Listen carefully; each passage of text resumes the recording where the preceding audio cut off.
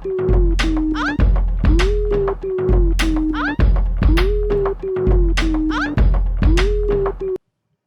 guys, welcome back to my channel. It's your boy Milt, here to do another video for you guys. Before I get into the actual video, I want to give a big shout out to the Rebel Force Radio podcast group on Facebook. You guys have been nothing but cool. It's been awesome to be a part of that group, talking Star Wars, having fun, communicating, meeting new friends and whatnot. So again, big shout out to you guys. You guys are the reason why I'm doing this video. I asked for an idea for a Star Wars video.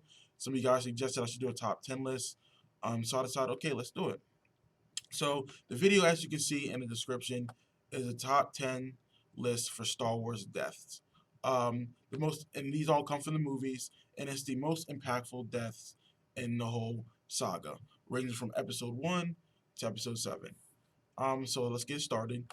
So my honorable mention before I get into the top 10 is Padmé Amidala.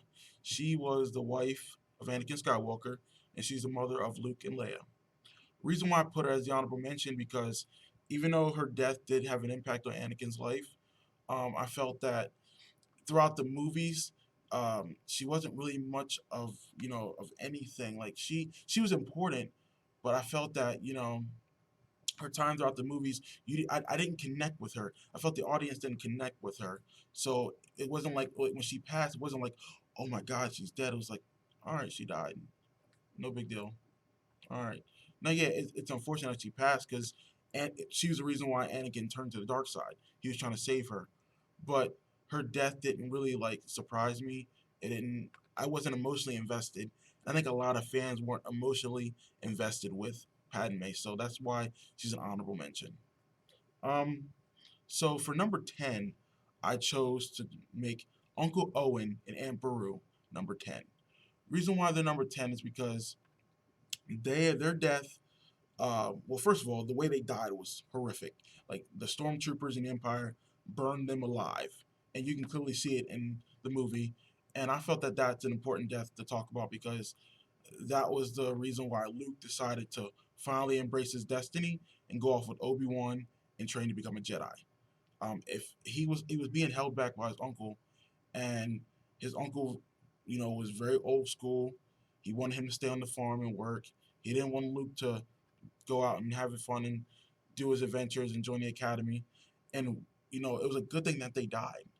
It was a good thing that that part of Luke's life was gone. He needed to move forward and embrace who he really was and become a Jedi and work with Obi-Wan Kenobi. So that's why that's number 10. Number 9, Shmi Skywalker. She's the mother of Anakin Skywalker and Luke and Leia's, paternal grandmother. I felt that she's number 9 because she's the reason why Anakin was starting to embrace the dark side. In episode 2, Attack of the Clones, and this is spoiler alert, people, so Anakin in Attack of the Clones finds his mother almost dead, beaten to death by, the Sand People. He finds her. She tells him that she can finally now die because she's now seen him, and she passes away in his arms, and that pisses him off to the point where he kills not just the Sand People men, but the women and the children. He slaughters a village because his mother died. And in that scene, you saw him starting to embrace the dark side. So that's why that's number 9. Number 8, Mace Windu. Mace Windu is number 8 because he almost killed Palpatine. Let's keep it real, people.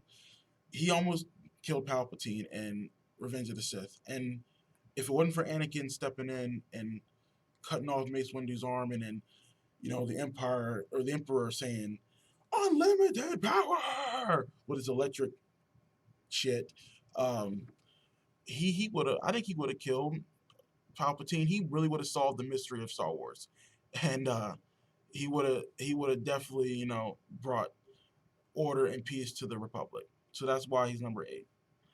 Number 7, Count Dooku. Count Dooku is important because this was really the step.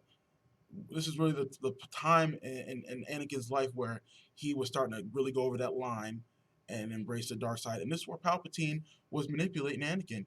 Anakin saved the Chancellor.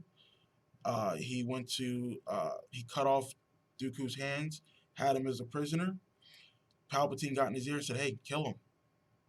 And Anakin's like, no, I shouldn't do it, and he kills him, cuts his head off. And you can see in that scene when he cuts his head off, he's conflicted, but he also knows that he was right to do it. Um, and you can see that Palpatine was really working him. He's like, hey, you want a revenge?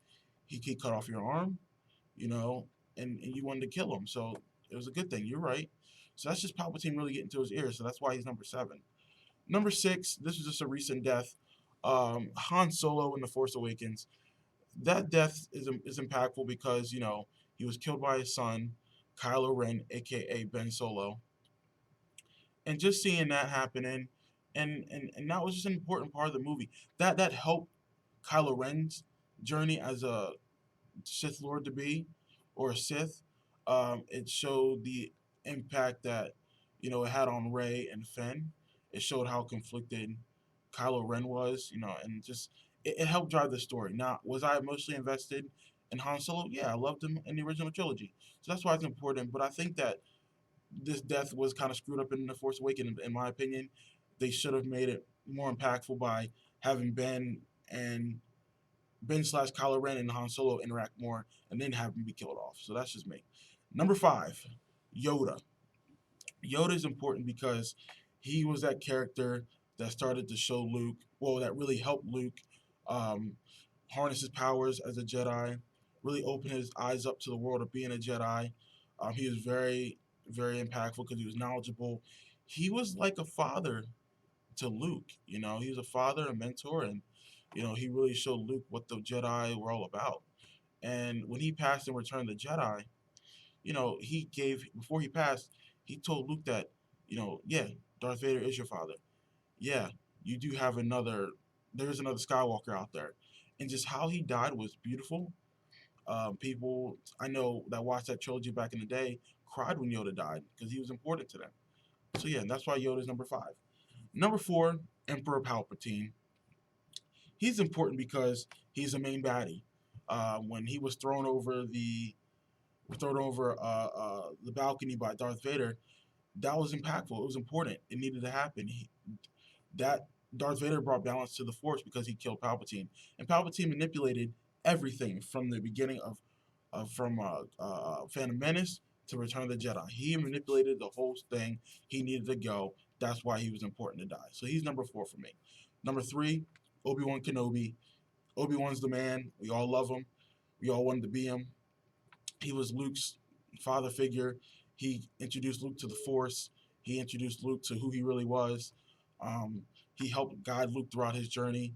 And I hope we see Obi-Wan Kenobi in the new trilogy. That'd be actually awesome. As a Force Ghost, obviously. But no, Obi-Wan, and when Obi-Wan was killed by Darth Vader, that was the moment where Luke was like, okay, I need to do this. I need to do this. I need to do what Ben wanted me to do. I need to embrace who I am, and become a Jedi, and bring balance to the Force and bring order to the galaxy. That's when Luke was like, okay, this is my moment. And Obi-Wan knew that he was going to sacrifice himself. We all know that, and that's why it was important. And Obi-Wan's selfless. He's the man. So that's why he's number 3. Number 2, Anakin slash Darth Vader.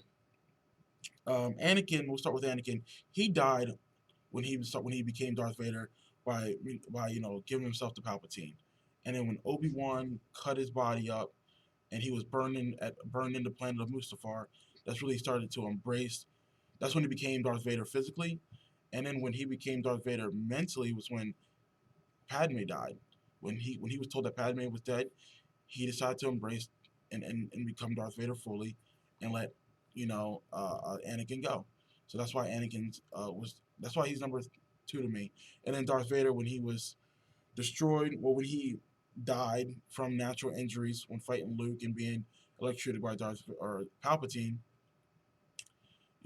him rejoining the Force, going to the good side, he brought balance to the Force. That's why he's number 2 in my opinion. He was very important to this galaxy, to this world of Star Wars, always will be. Hell, his legacy is still continuing through The Force Awakens. So that's why he's number 2. And number 1, Qui-Gon Jinn. I chose Qui-Gon as number 1 because Qui-Gon somehow, if he didn't die, I think in my opinion, he could have trained Anakin better. He could have foreseen what was going to happen with the Republic.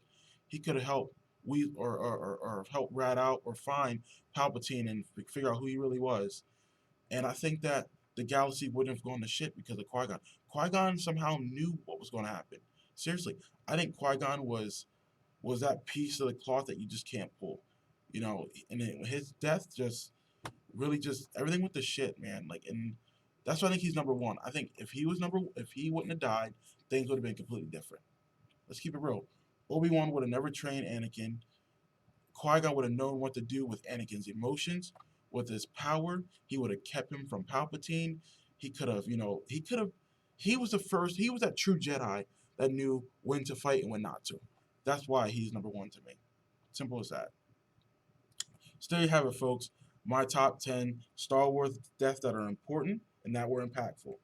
Again, I want to give a big shout out to Rebel Force Radio Facebook group.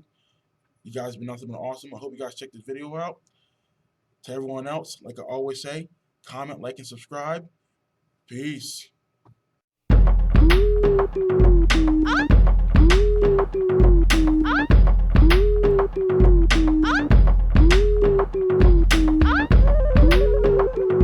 What up? Hey, shout it what it is. What up?